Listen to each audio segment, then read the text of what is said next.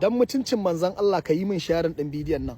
Wanda yake da ya ta isa aure ta balaga amma tana zinace ta ki fitar da miji a cikin gida, ko kuma kana da mahaifiya Allah ya jarabce ta da yin zina, ko kuma Allah ya jarabce ka da mata mai yin zina, kana so ta bari, to ga sirrin da zaka yi. Albarkan manzon Allah bai da wata wahala kuma ba ta ƙara zina, so ɗaya ake yin shi ta a rayuwa, kuma in dai kai albarkan manzon Allah ba za su sake yin zina ba a rayuwa.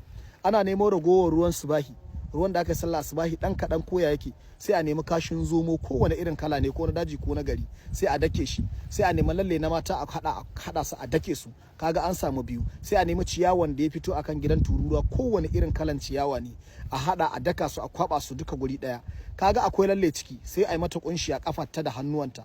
Albarkan manzon Allah sallallahu alaihi wasallama ba ta iya yin zina koma da wane ne, in Allah ya yarda. Duk Allah zai dauke mata sha'awar san yin zina gaba daya duka, Allah zai raba ta da abin, kuma Allah ba zai kawo wanda zai kusanci ta ne yin zina ba alfarman manzon Allah, in Allah ya yarda. Duk wanda zai kusance ta sai Allah ya canza niyyarsa ko da ba ta alkhairi ta da ita ba. Wannan na ba dukkan masoya manzon Allah ne, a mun shayaran dan yan uwa su karu. Wanda matarsa take gabanta yake yin wari, ko ba ta da ni'ima, ko kuma tana jin gaban nata wani irin kala, tana babboyewa mijinta sirrinta dan kada ya fuskanci cewa tana da matsala, ya kama tsanarta ko wani abu ya shiga tsakanin shi da to ga yinda ake yi. Albarkan manzon Allah kuma za a samu biyan bukata shi ma. Ana nemo lalle na mata a hada da zuma a dafa su, in aka dafa a rika ba tana tsugunnawa da safe a ciki ko in za ta kwanta bacci. Albarkan manzon Allah sallallahu alaihi wasallama, duk wani wari da gaban ta ke yi da duk wata cuta da ke ciki Allah zai rika fito mata da ita. Za ta sha mamaki, za ta min addu'a na sani, kuma za ka min addu'a na sani. Dan haka saboda manzon Allah ai min shiyaran domin al'umman manzon Allah ta ƙara da wannan sirri da na bayar.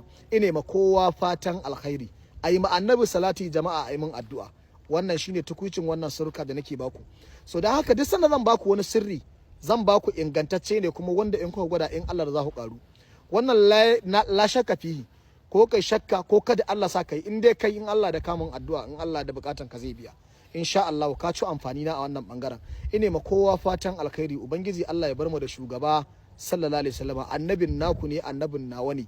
Akwai akawun guda biyu na target ɗinsu, za ku following ɗinsu saboda sabunta alaka a cikin bada sirrika, kuma da cikin Allah da manzo Allah sallallahu alaihi wasallama. Ina faɗa muku kar mutum ya ce maka shine ni, ka ɗau kuɗin ka bashi kawai da ganin yana ɗaukar bidiyoyi na yana ɗorawa ya buɗe account ɗin shi. Akwai masoya fa, sannan akwai wanda suke ɗora lambobi don su damfari mutane, ka zo ka ce ni ka ba kuɗi, ba zai yiwu ba. Akwai wanda ya turo min miliyan 1 zai tura min 100,000 kyauta, ya turo miliyan 1 na maida mai kuɗin sa, yace a Najeriya babu dan aljanna, ni kadai ne dan aljanna. Ce ba a haka. Mutane nawa ne waɗanda Allah ya sa musu tsoron sa a cikin zuciyarsu, akwai wanda kuma ba su tsoron Allah. A gabana akwai wanda yake magana a cikin yara na, ce wallahi idan ni ne malam aka turo min wannan kuɗin, wallahi na yi rabuna, sada Allah na roƙa kuma ya bani. So abinda zaka duba, idan haƙƙi ba naka bane, ko da ƙwayar zarra ne zaka je gaban Allah sai Allah ya baka da wannan hulan, sai Allah tambaya ina ka samu kuɗin da ka sai wannan hulan. So da haka jama'a ji tsoron Allah, a rika kamanta gaskiya da kuma adalci, shi ke sa rayuwa ta ɗore, kuma farko ya kyau ƙarshe ya kyau. Ine muku fatan alkhairi, Allah ya bar mu da manzon Allah sallallahu alaihi wasallama. Akwai yara ƙanana wanda suke zuwa suna mun magana a cikin WhatsApp dina, suna ce min suna so a ba su sirri na rufani. Bana ba yaro karami sirrin rufani ko iska, bana haka nan. Yauwa, in dai masoyi na ne kai, idan ka zo kana yaro to zan iya tsayawa in gaisa da kai kawai, amma magana ta ce in baka wani abu wanda na san a babba ma sai yayi taka tsantsan, bana bayarwa. Kusan akalla cikin satin nan akwai sama da yaro 15 wanda ya min magana akan wannan. Da haka ine muku fatan alkhairi, Allah ya bar mu da manzon Allah, amin sharin saboda manzon Allah.